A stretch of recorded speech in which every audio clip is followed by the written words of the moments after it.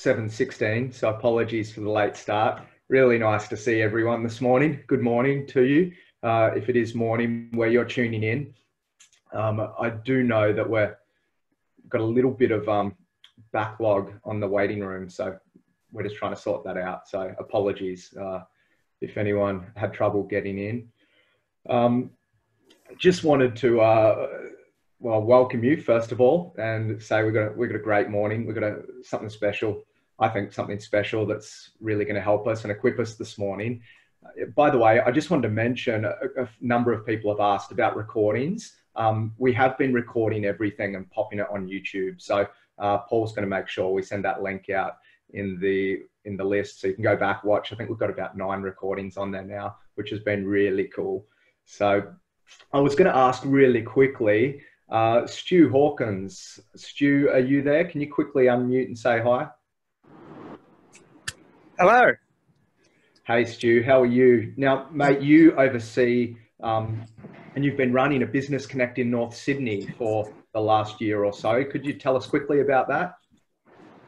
Yeah, sure. It's an amazing group of people we have in North Sydney. We started out in Macquarie. Now we're in North Sydney. It's like a hub. And it's just like, it's grown in people, but it's grown in like community even more. So these people just like found their family, found their tribe, and it's amazing. Awesome, mate. And Stu, you're part of Hillsong Church. What campus are you at? Alexandria. Awesome. Awesome. And you do something pretty neat off the back of this. Could you tell us what you do with your crew after you tune in for Business Connect in the morning? Yes. So we have virtual. We started this the very first week we went online. We did virtual coffee afterwards. And so all the people who used to be in the North Sydney Connect, we all gather together after. It's like you get both things. You get like the amazing speaker speaking, and then we all gather together and chat about it and talk about how it impacts us and what we're doing in that week and what's been happening. It's just been that perfect balance. Awesome, mate. Now, and I've jumped in a couple of times to your conversations afterwards, and it's been really cool. I love that you're able to gather centrally with everyone and then break off and have that conversation and connection on a more personal level, which is really cool. So thanks, mate. Appreciate you. Thanks for all you do. And yeah, look forward to continuing to work with you. Yeah, enjoy your run, mate. It looks like you're out and about. So down by the harbour, Sydney Harbour. Enjoy. Totally took me by surprise there, but there you go. Yeah, I was making sure you were listening. Hey, we got 2 really cool stories, testimonies. I was going to get from Queensland, actually. We're going heavy on the Queenslanders this morning. Wondering, first of all, if Dave, do you want to jump on, say hi? You've got a really cool story about your business. Hey, Dan. Yeah, no worries. Hey, great to see you. Yeah, you too. Thanks for doing this. Is great. We get a lot of encouragement out of it. So I guess just to fill you in, I don't know if I'm an artist, so I paint paintings for a living. And my dad was pro Hart. He was a fairly well-known Australian artist, so it's kind of been in my family my whole life. I've been doing it for 35 years now, and I guess coming into 2020, we had some challenges. We didn't have a couple of good years prior to that, and we just really decided, my wife Christine and I, that we were just going to come into 2020 just with a really strong conviction that we were going to flourish. And and all the voices on the TV with COVID and recessions and all this sort of stuff, like we just decided that we were just going to listen to one voice, and that's God's word, and His promises, and just really have that strong conviction that we were going to flourish in 2020.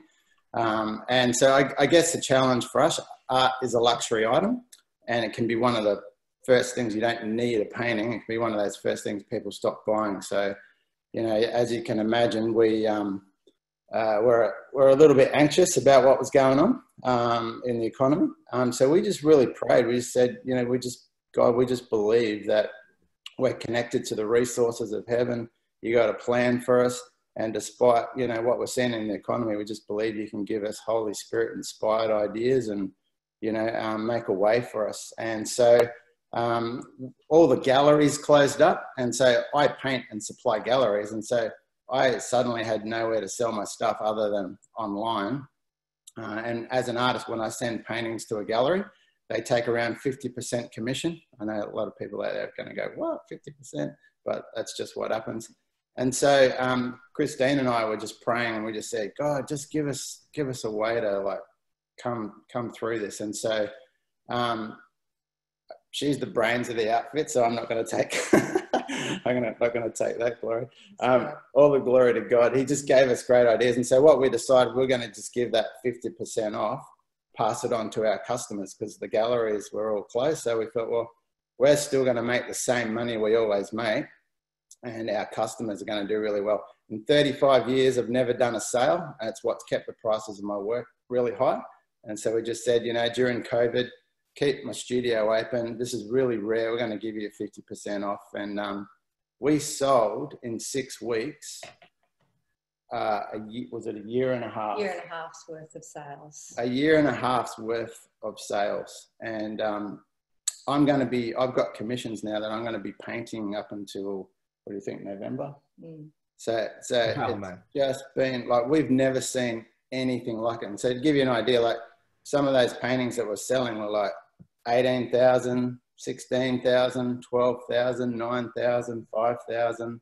There's a lot of small ones in there from like $500 to $3,000. But yeah, I think we ended up selling about 112 paintings in 6 weeks. And I paint 75 paintings a year. So yeah, it was just unbelievable. And there was one other thing that happened we can just share really quickly. Christine can tell you about that. Yeah, we've got a commercial property that we've actually had empty for 18 months, been trying to rent it out. And during the COVID time, when you think that, you know, that's almost impossible for a cafe, we actually have 2 people that are wanting it. So we've actually split the tenancy in half and now have 2 tenants coming in. So it's very exciting to finally have that leased out. So yeah, and one of those was a 25-year lease. Mm. It has just been unbelievable. So I know there's people out there that are probably just desperate and just looking for an answer and don't know what they're going to do next. But I can just tell you, there's no magic formula except trust God and just have a conviction that He can bring you through. You're connected to His economy. Don't worry about what's going on out there. He can give you Holy Spirit ideas, and you know, believe for a miracle, and this is the time to do it, and He'll come through. He's faithful. Just keep reminding yourself of all that He's done, and yeah, He's good. He's good. So good, guys. That's so inspiring, and you guys are incredibly faithful people, and it's just awesome to see you live in it and seeing God just pouring His blessing over your lives. So thanks for being part of our church, part of our community. It's just inspiring being able to be in the same room as people like you. So really appreciate it. I actually saw Sefa, one of our awesome guys who tunes in from the UK, just wrote he bought one for his sister for one of your paintings. Said he was a big fan. So special shout out there. I just want to know why I didn't buy 2. They were 50% off. Spot on, Seth. That's right. No, I love it, guys. And thank you so much for sharing. Hey, one more really cool story to share with everyone. Natalie, are you there? You want to jump on and say hi quickly? Good morning. Hi, everyone. How you going? Hey, Nat. How are you? Yeah, good. Where are you tuning in from? So I'm tuning in from Ipswich, from like west of Brisbane. Yeah. Awesome. Greater Springfield campus. Yep. So good. Do you want to give us a bit of a rundown of how things have been going for you? Yeah. We've had kind of just a very crazy few months. My husband and I, we run a building supply company, mostly steel. And we sort of came into the end of March sort of thinking, okay, we might, you know, with everything going on, we were sort of looking at closing. But then we just got absolutely overwhelmed with people doing, like working at home. And then suddenly we just had so much business coming in that we were just sort of overwhelmed. And we ended up putting on more staff, and just looking back over the last few months, we have done more in March and especially April than we've ever done before. So we're sort of just giving all praise to God, because this is what we've been praying for. And even though there has been the stress and days where we, you know, sort of drive to work, like, you know, worship music going and, you know, tears running down our faces. Like God has met us in those moments, and he's given us like the wisdom and the knowledge of like what to do next. And I just think it's just phenomenal, because like there's nothing that we could have done. Like it's all been him, really, because this is quite miraculous. This is figures and sales that we've been praying for probably the last 10 years. So for us to be in this position is just phenomenal. And we're tracking to be probably the best year that we've had in 10 years. So I just wanted to encourage you this morning that wherever you're at, like just God is doing some miraculous things. Like, so. Wow. Yeah. Love it, Nat. And yeah, so cool. I love just hearing that. Like it's, for me, it actually makes me think not about, you know, the season we're in, and we're just hearing and there are challenges. I'm definitely not dismissing that, but I know for me, I'm personally encouraged just to keep my eyes forward, keep looking upwards, and keep believing God for just miraculous turnaround and provision and opportunity. And yeah, your story is just such a great example of that. So thank you. Absolutely. Thanks, guys. I love having you in the mix. Thanks so much for sharing. Well, we are honored this morning to have someone who has been a huge blessing to myself, to my family personally. That is Dr. Beck Loundar with us this morning. Beck is a clinical psychologist. She's been part of Hillsong Church for, I believe, well over 25 years. She is the head of social sciences at Alpha Crucis College. She oversees counselling and chaplaincy programs. She works as well at the Hillsong Health Centre, works closely with Margaret Agajanian, who oversees pastoral care at Hillsong Church, and she works specifically in the wellbeing of around the wellbeing of our pastors and pastoral staff. So it is so cool to have you here, Beck. Do you want to say hi? We're going to have a conversation with you for the next 20 to 30 minutes or so. I can see Chris and David, very old friends, so hello. And obviously a lot of other lovely faces that I know, but I haven't seen them in like a long, long time. So that was actually very exciting. It's kind of nice scrolling through and just seeing a lot of people. Aaron, Kiddo and I went to school together. Oh, really? That was many moons ago. Yeah, I was going to ask what year was that, but I won't.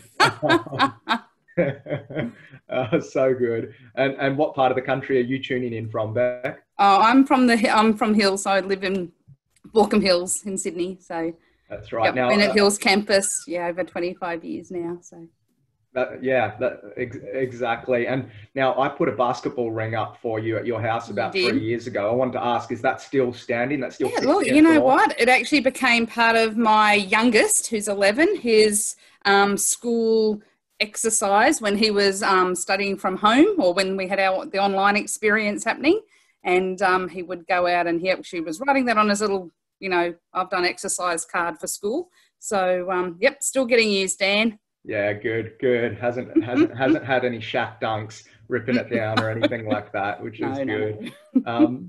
Hey, so this morning we're gonna have a conversation. Obviously, we're speaking to people here that are either working in business. A lot of people here own a business. Some people here, like Sophie Raff, shout out, aspiring to be business people one day. And I guess we're having this conversation, as we're all very aware, in a unique time through COVID. But just from the get-go, what could people maybe expect to get out of the next half hour or so? Oh gosh, well, we're just hoping, I think, from when Dan and I were chatting, to be able to speak a bit about well-being. Obviously a very important topic at the moment for a lot of us, well, for everybody. It's one of the first times I know in my life where the sort of things that might impact our well-being is actually consistent for everybody. Often when you might have on your team or even in your family, somebody might be having a struggle, or a few people might be having a struggle, or be impacted by a challenge that they're not used to. And the thing that we're noticing quite differently, although those challenges might still be happening for people, the actual impact of COVID itself and the very nature of what we would call a disaster or a global pandemic, it affects people very much personally, locally or community-based. But it also, there's so many other ways in which these sorts of issues can affect people, both emotionally, psychologically, physically, spiritually, all sorts of ways. So we thought it might be helpful and it might be of a good conversation to have. Hey, Dan. Yeah, look, I definitely think so. Now, excuse me, you're speaking to people all the time. What have you recognised about the general impact of wellbeing around COVID, especially when it maybe comes to business people feeling extra pressure, stress and anxiety? What have been some of the things you've noticed in regards to that impact? I've noticed a couple of things really specifically, and even I've started to see a shift in the last 2 weeks when we've started to have this idea of the rules changing again. And I guess, though, a couple of the main things that I've seen is the requirement for people who either had like set routines already, or even just ways of managing their days, their self, even if it sometimes didn't feel very routine. There's still a routine even to when things are a little bit chaotic. And what I've seen is that for most people, there's a requirement to nearly hold everything in one place, often in the home. So it's been from doing work calls, it's been from having to manage family, possibly even some people thrive on work, on output and outcomes, but often output as well. Output and outcomes I know are very important and often in business environments. And so when people are sort of left to their own devices or just left with themselves, it can sometimes be a bit of a challenge. And I guess I've been sort of seeing an increase in people who are usually, well, who still are very driven, having some difficulties having to navigate all that's filling their mind at once. So it's nearly like you could be doing something on your phone or something or an email, but then another person's talking to you in the home. And it's nearly like your different worlds are colliding in a way that you weren't quite prepared for. And I guess in this sort of time, I mean, again, most business people, you guys are amazing with change and transition because you've got to work on it to ensure your business stays successful. Yet one thing that we've seen here as well is it happened so quickly. There was so much unexpected and so much uncertainty came around us in a very immediate time, and often we have strategies to manage that.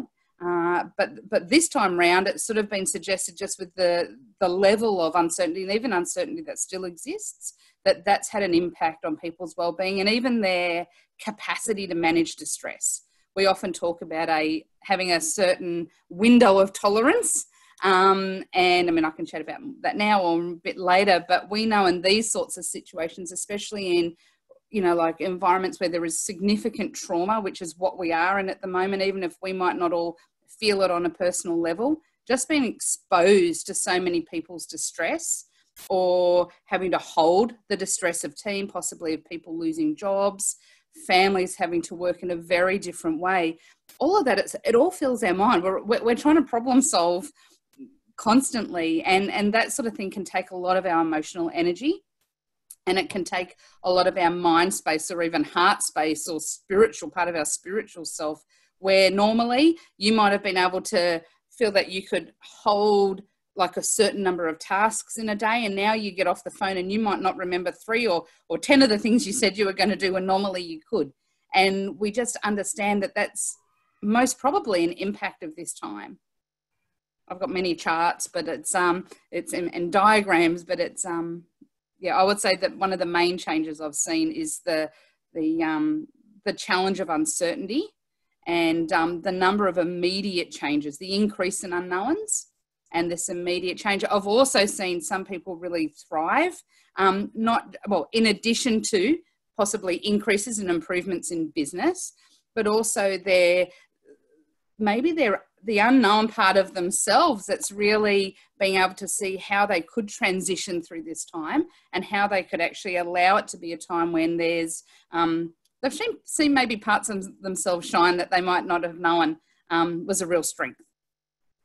I like to finish with something great love like that, Beck. I mean, there's so much in there. I feel like there's so many different ways we could go. Oh, I know. I could talk all day long, but anyway, I won't. I love it. And that's why you're here. Hopefully we can get some tools to help recognize some of this in ourselves. What would you say? What would be some cues for someone? Because I've found, and, you know, I can only speak from my experience. I'm not have no experience when it comes to the sort of things that you deal with, but what are some cues? Like, I often know I'm well and truly in stress, or I'm well and truly, you know, operating in a place that's just not healthy. and I'm already there by the time I myself notice some of the cues and indicators. What could be some of the early cues, early indicators that people might be able to look for if they're maybe there? And I guess the second part of that question is, what can they do from there, really practically? There's a lot we can do, which is always a very good thing.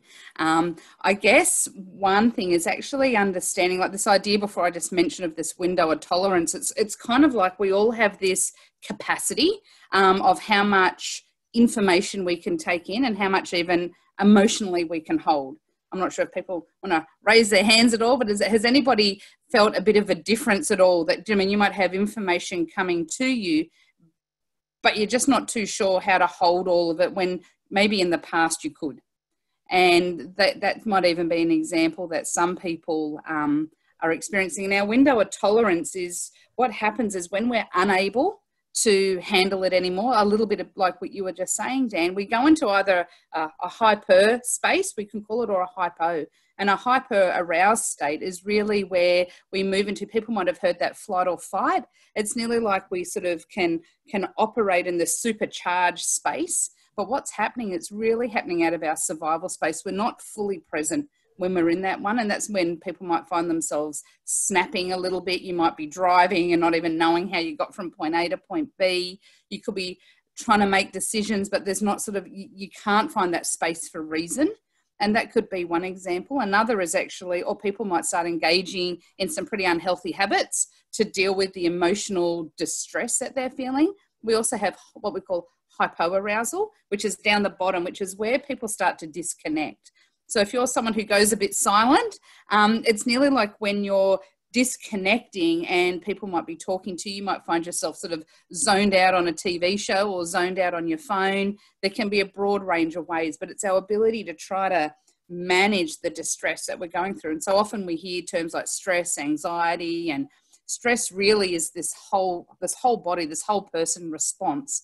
And usually it comes from our perceived capacity, if we can deal with, or possibly not deal with a situation, and also its level of threat. So stress often comes about in moments where it can feel really intense. And because it feels really intense, we might think that we're going to have troubles managing. But it's, I guess some of the cues you might see there is that you're not retaining the amount of information you could before. You might be finding yourself speaking to people in ways that you go, oh my gosh, that's not usually the way I'd speak to my team.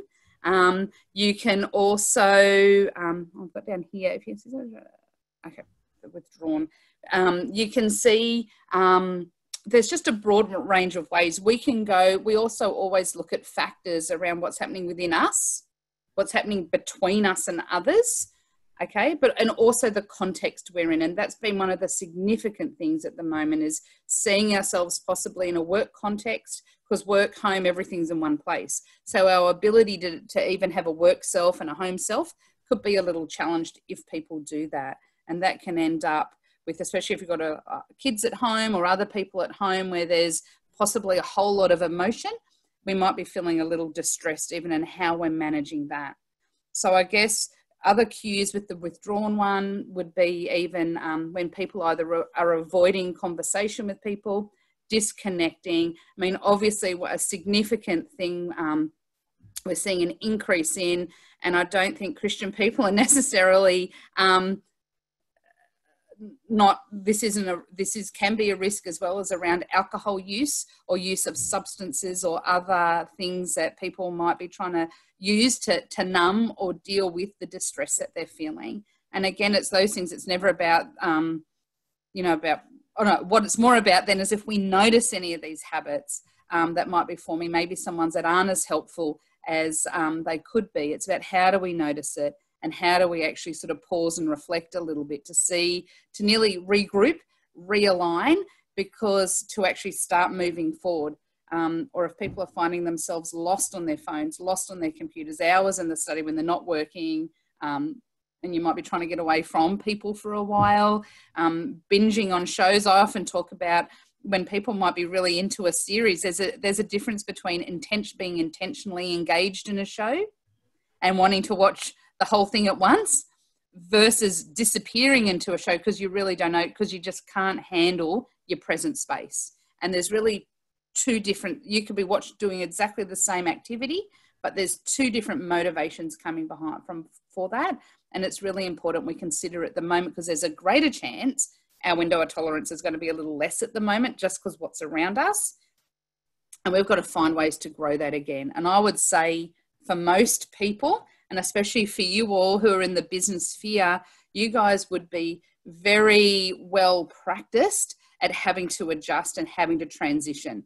What's a little different on this one is that everyone's needing to do it at once. And so I would say even some tips around there is about how do you find space to nearly pause and regroup, and if that's needed, and even start to integrate in, even notice what are some of the changes. So rather than us using terms like the new normal, I'd actually nearly say, how do we keep integrating in the new information we're getting so we can still be ourselves and keep going forward? Yeah, wow. I mean, again, so much in that. There might be a lot of questions. And look, it's really good. I'm thinking practically of people here. Like, I think a lot of us, and I'm in this boat. Like, we're used to leaving the house and getting into a routine, getting into our days. For someone that maybe is waking up in the morning, maybe business has slowed down. I could think of several people exactly in this category, and they haven't asked me. I guess I'm just asking on behalf of the general group, but there's no routine. There's not the usual objectives they'd be heading towards. They're maybe just trying to wait out this season. So it seems like there's a sense of, I don't know what I'm going to do today. What would be some practical things people in that type of boat could do? There's a lot of practical things. Routine, okay, is actually one of our foundations of well-being. It's foundational. And in a lot of research that's been done, especially in the trauma field, which is where a lot of we're relying on a lot of data at the moment, or a lot of the research out of that, and it's applied into not just during this time in general, but one of the significant things found in a lot of that research is the importance of routine. There's routine, our ability to connect in with our present as well is another part. Now, routine is going to look different for everyone. It's not necessarily out of bed at 7, dressed by 7:30, brekkie by whatever time it might be. But what it is, it's about how do you, though, for you, set a routine and a pattern to your day. For some, it might be time-based. For others, it might be in the way in which we're doing things.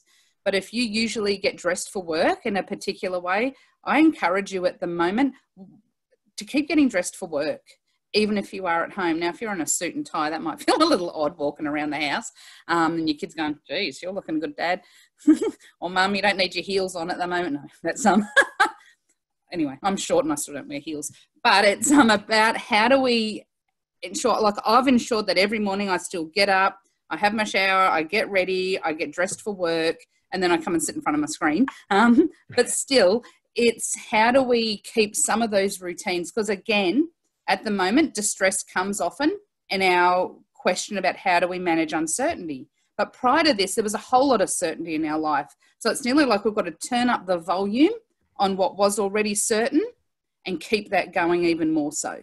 So that is getting out of bed every day, having breakfast every day, getting your coffee if you like your morning coffee, like Stu, going for a walk or a run or a cycle in the city. If they're the things, if there are things you can continue, number one, put those in place still. Find ways to do it. A whole lot's been thrown in the air. I sort of suddenly became a tutor of Year 12 physics. David and Chris, yes, Noah's now 18. He was a baby at their house. It's I've helping my 3 kids with their schoolwork while maintaining work. For everybody, there's been such a shift and adjustment required.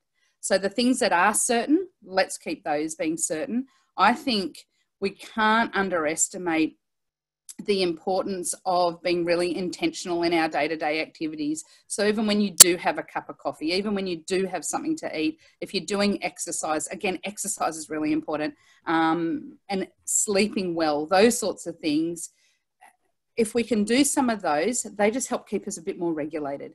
Okay, and those sorts of being intentional, it keeps us present. It reduces the chance of us sort of drifting off and sort of zoning out a little bit. And zoning out is a easy thing to do in any time. But during this time, again, when emotional capacity feels a little pushed, that's a sort of way, that's a part of that high power arousal. It's a way of disconnecting, is zoning out a little bit. And we want to try to stay present because we want to let ourselves know that the present is a place we can be, even if it feels really uncomfortable at times. I would also think around ourselves and around sort of self-kindness, and that sort of seems a bit, it might seem a bit of a interesting term sometimes, but it's actually giving ourselves permission that we're all learning at the moment, and also so are those around us. And it can help us in how we approach some of those things. I think considering our relationships, both with people, with God. When I did do my doctorate, part of my research did actually look at wellbeing. I never knew it'd be an area that I'd become so passionate about afterwards. And one of the things I looked at, we call it psychosocial wellbeing, which is our physical self, emotional, I guess psychological and how we think, also our physical health. And I also looked at spiritual wellbeing. And one of the things we did find with the group I was doing my research with, it was actually only as spiritual wellbeing improved, so did other areas of wellbeing. And I'm telling you, we put all those factors through the statistical methods the professor and I were using, and still at the end of the day, it was as spiritual wellbeing improved, so did coping skills, so did emotional wellbeing and other areas of health. So we can't underestimate the importance of attending to the spiritual part of our wellbeing. And in that, when I looked at spirituality, I looked at the sense of meaning, of faith, of hope, of peace. And it was those sorts of factors were attributed to spiritual or Christian wellbeing that I did specifically look at. Thanks, Macquarie Uni, for that research that I could do. And I guess as well as understanding, it's also our relationships. So there's both the God factor, but there's our relationships with each other.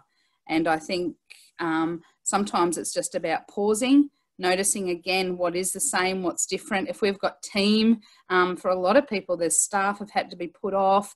There's a whole range of different things that might have happened there, plus our personal relationship. I've just seen here, remaining connected to the vine is so important, and it's critical. And so it's finding other meaningful ways to connect with the people we've been connected with. And in some situations, we might be connecting with some new people.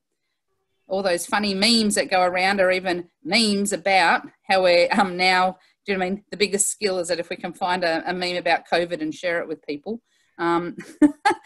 which is quite interesting. But again, that's where the place of humour can come in.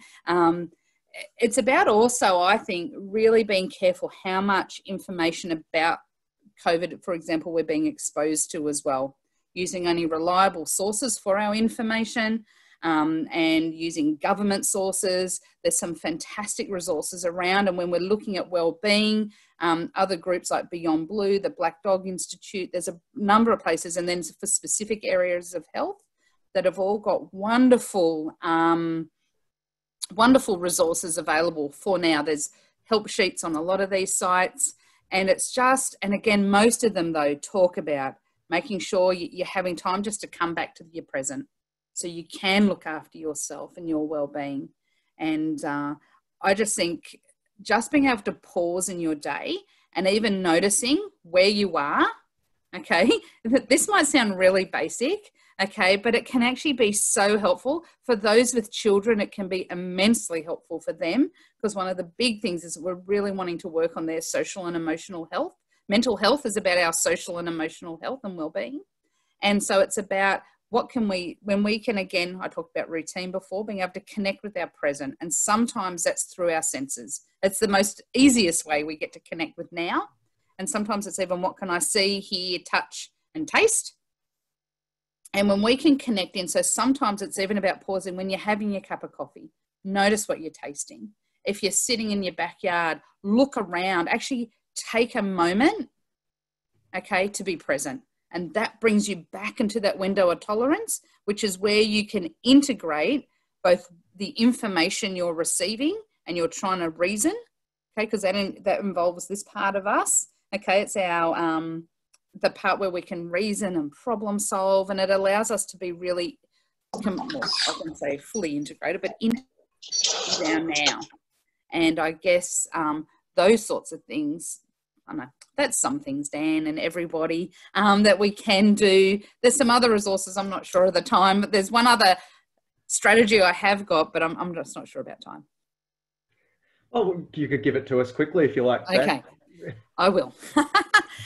This is being researched in Deakin University, but it's also, it's a wonderful strategy. It's called the third space. I'm not sure if people have heard of it. It's by a guy called Adam Fraser. And what the third space discusses is it's acknowledging that sometimes when we're going from commitment to commitment or even meeting to meeting, sometimes it can be pretty difficult to disconnect, I guess, or leave behind maybe one meeting in our mind to get connected into the next responsibility we might have. And so they talk about the third space, which is this bit of space that sits between space 1 and space 2. Now, at the moment, when for a lot of people, we're being based at home, we might be in one room in our office doing these negotiations, and then you walk out and you've got to change a nappy or play with the dog or talk to people, or I don't know, whatever it might be. There could be so many different ways in which we're having, again, it's not that we can't do it, we're just not as used to it as we could be. And so what the third space does is it allows us to, well, he talks about how we can reflect, rest and reset.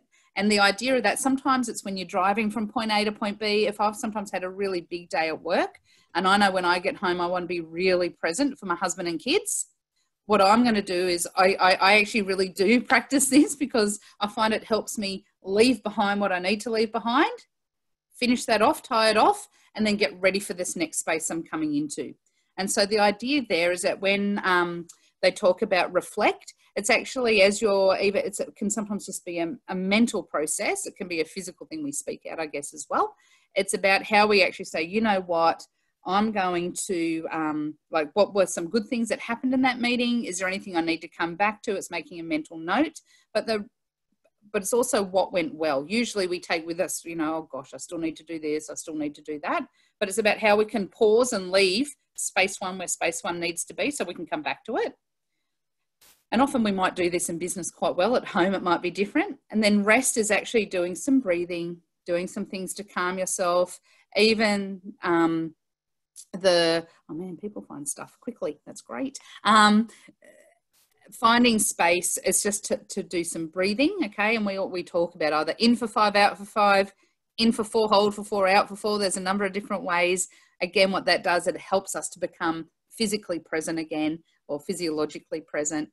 And then what we do when we rest, it helps us calm, come back to now, and then we reset. And I actually love the idea of the reset.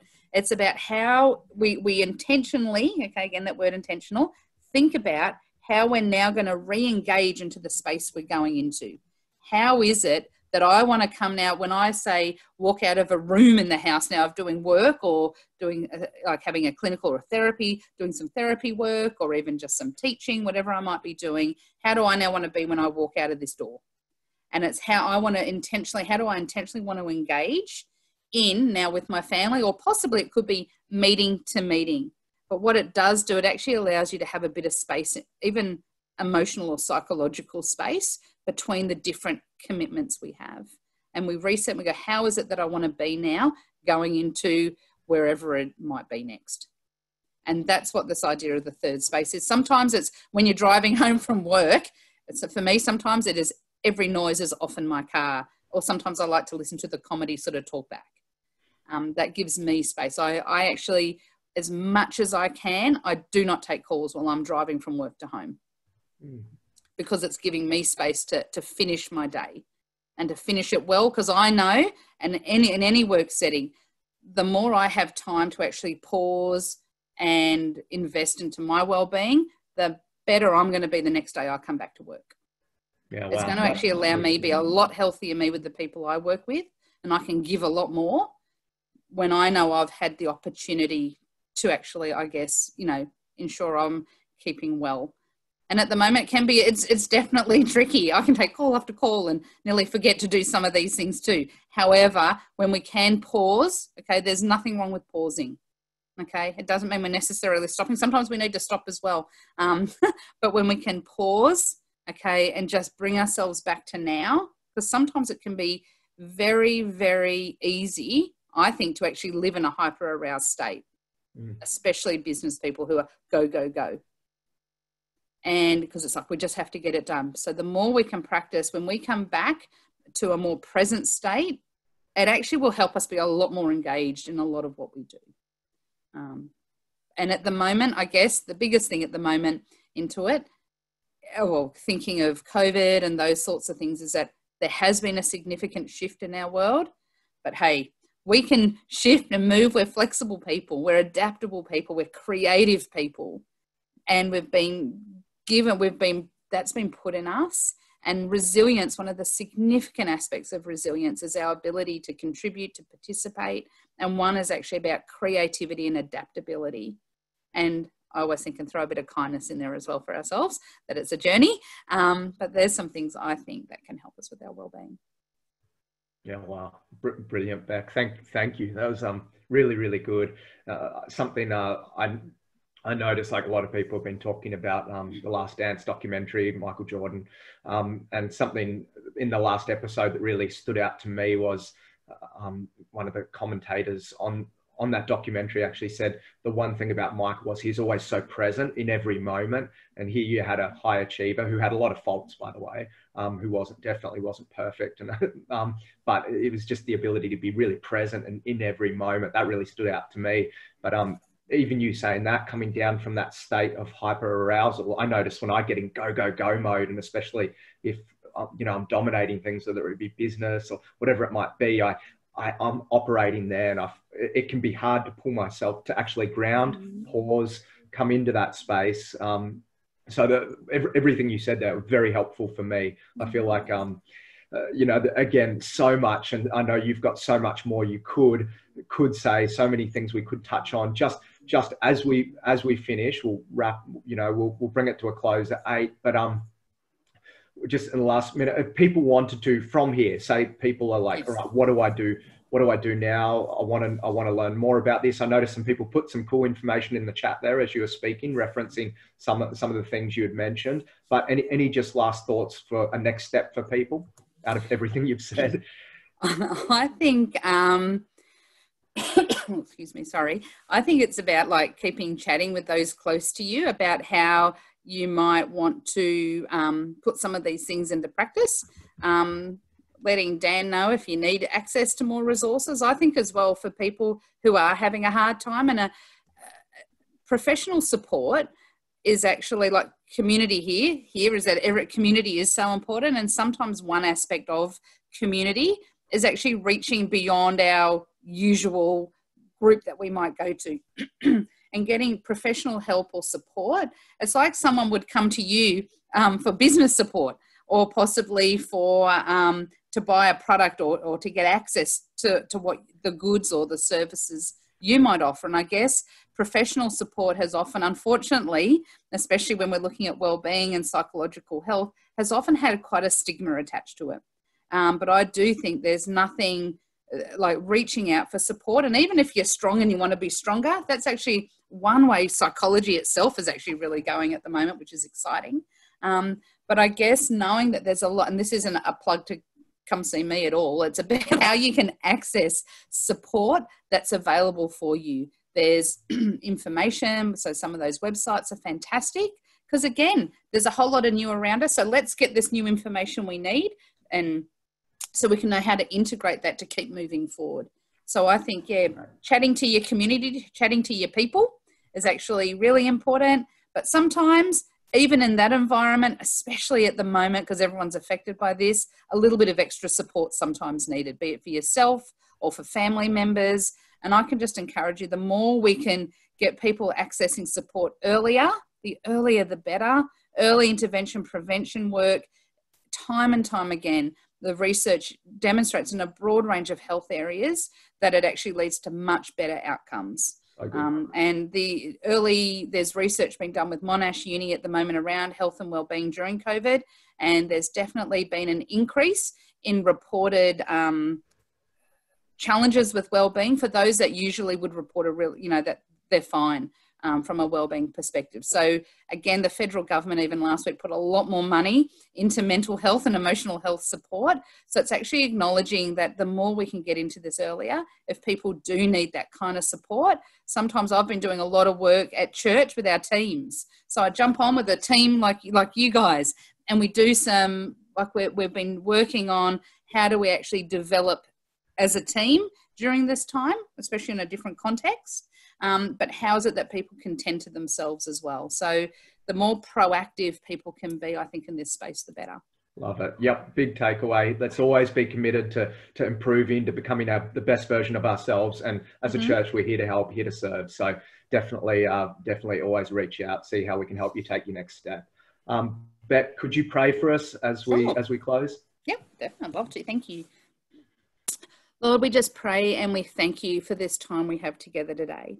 Lord, I pray that as we've just talked about it, in a time where it's a different type of uncertainty around us, what does remain certain and never changes is you.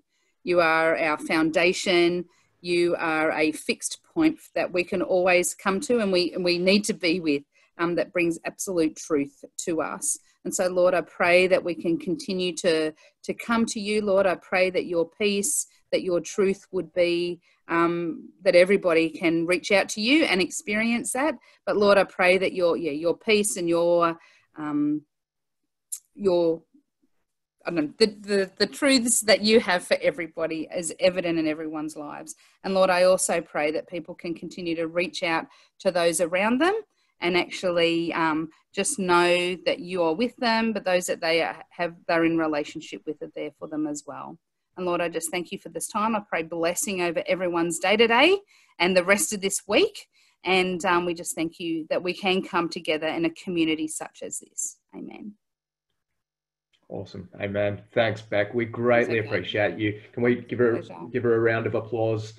Thank you so much. I've been getting so much great feedback. I hope everyone has a great day.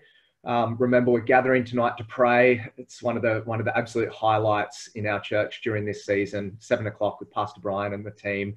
Very much looking forward to seeing you all online. Be blessed, everyone. Thanks again, Beck. It's a pleasure.